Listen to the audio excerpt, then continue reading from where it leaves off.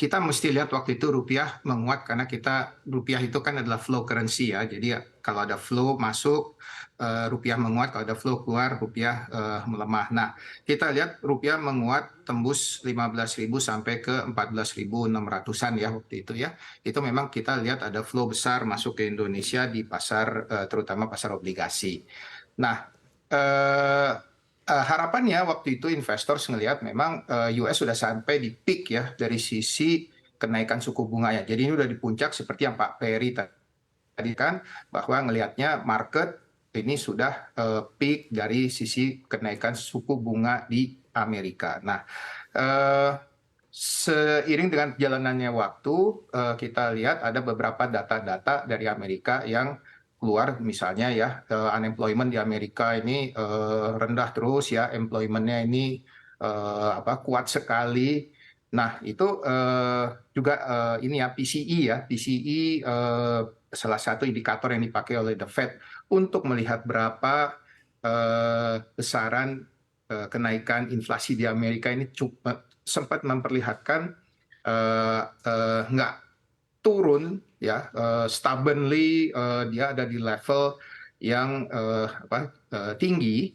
Nah, ini view market mulai berbalik dari yang tadinya ngelihat sudah di peak, bahkan mungkin di Juli mau turun, the Fed menjadi ada kemungkinan mau naik lagi gitu. Nah, kita lihat ini terus dari mereka yang sudah masuk, mungkin ada yang melakukan hedging, ada juga yang melakukan cut position, sehingga kita lihat rupiah menjadi melemah, terutama karena apa namanya, kita juga ada di era atau di cycle di mana permintaan akan rupiah akan US dollar ini cukup besar ya, untuk pembayaran dividen, untuk cicilan pinjaman luar negeri, maupun untuk pembayaran bunga pinjaman luar negerinya. Nah, sehingga kalau tadinya pembayaran di Q2 ini eh,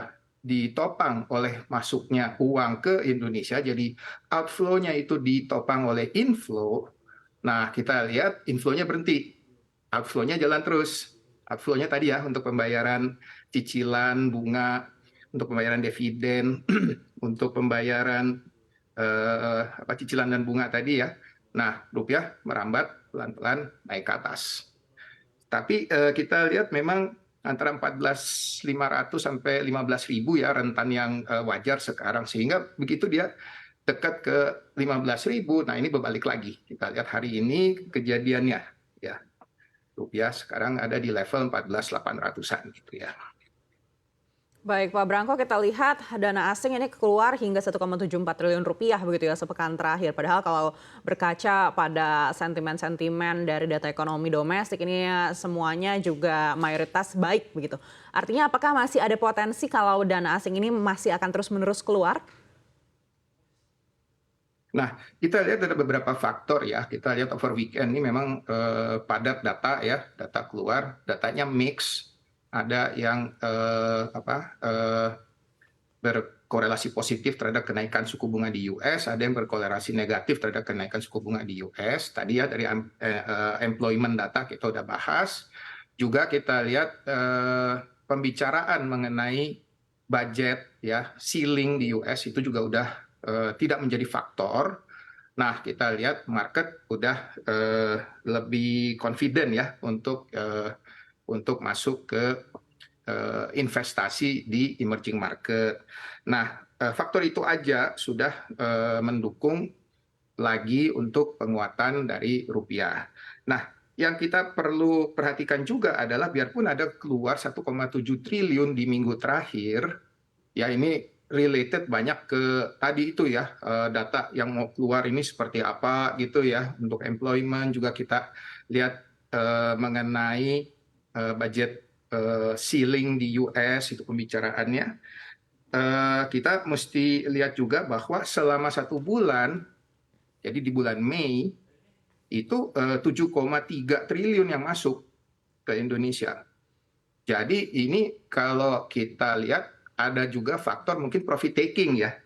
Kalau kita lihat yang 10 tahun Indonesia government bond itu bergerak dari 6,5 ke 6,3. Jadi ada juga faktor profit taking sepertujuh ya dari uang yang masuk ke Indonesia. Itu wajar sih, saya kira gitu. Jadi apakah masih ada potensi? Saya kira risk factors-nya ini sudah diminish, sudah mulai berkurang, sehingga saya kira ini masih akan stay ya. Jadi kenapa dia akan stay? Karena real yield di Indonesia itu termasuk yang positif gitu. Jadi kalau mau dibandingkan dengan negara-negara tetangga, ya kita yang paling tinggi dari sisi real yield. Jadi yield dikurangi sama headline inflation lah gitu ya. Itu kita masih positif. Sementara yang lain-lain tuh mungkin ada yang positif, tapi positifnya jauh di bawah kita. Jadi that is to say bahwa investasi di Indonesia ini masih menarik gitu.